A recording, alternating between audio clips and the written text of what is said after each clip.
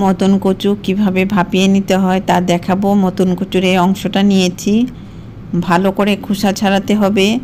খোসাটার নিচেই কচুর যে কুটকুট করে এটা থাকে, এটার জন্য খোসাটা ভালো করে একটু ভারী করে ফেলতে হবে। এভাবে ভারী করে খোসাটা ফেললে গলায় ধরবে না। এভাবে পরিষ্কার করে নিচ্ছি। এদিকটা আগের দিন রান্না হয়েছে, এর জন্য পরিষ্কার করে নিতে হচ্ছে। কিভাবে কি করছি দেখো। খোসার নিচটা ভালো করে পরিষ্কার করে কেটে নিচ্ছি। এদিকটাতেই কুটকুট করার জায়গাটা একটু ভারী করে পরিষ্কার করে নিচ্ছি, তাহলে গলায় ধরবে না।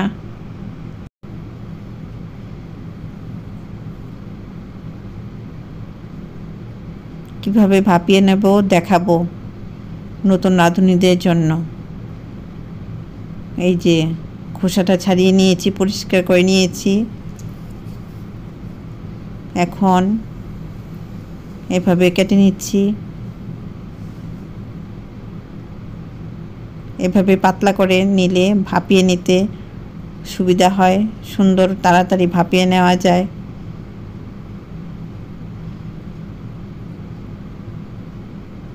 এভাবে কেটে নিচ্ছি।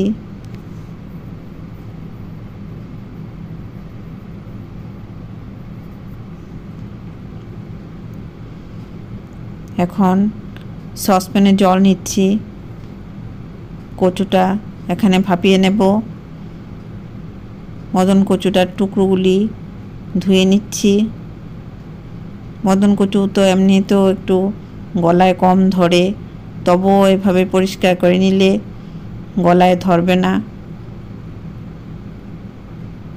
ভালো করে ধুয়ে এখন সসপ্যানে নিয়ে নিলাম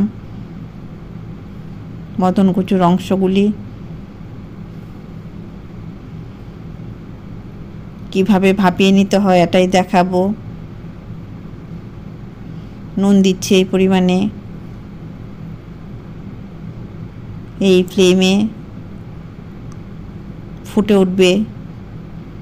প্রথম তো ভেসে থাকবে হালকা আছে, এরপর ভাপিয়ে নিতে নিতে কচুগুলি দেখবে কি হবে। এই যে দেখো ফুটে উঠেছে। এভাবে ঢাকা দিয়ে দেব আর ফ্লেমটা লো করে দেব। লো করে দিয়েছি, ঢাকা দিয়ে দিলাম প্লেট দিয়ে। কচুর খোসাটা ভালো করে ফেলতে হয় আর কচুটাকে ভাপিয়ে নিতে হয় এই ফ্লেমে, তাহলেই আর গলায় ধরবে না। এভাবে ভাপিয়ে নিচ্ছি।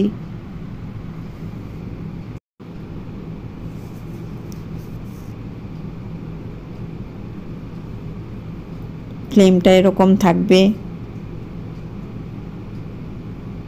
এই ফ্লেমে দেখো কচুগুলি এরকম হয়েছে অনেকটাই। এই যে খুন্তি দিয়ে কেটে যাচ্ছে, মানে ভাপিয়ে নেওয়া হয়ে গেছে। এখন আর গলায় ধরবে না। জলটা ঝরিয়ে নেব। ফ্লেমটা অফ করে দিয়েছি। আমি এটা দিয়ে ভর্তা করব।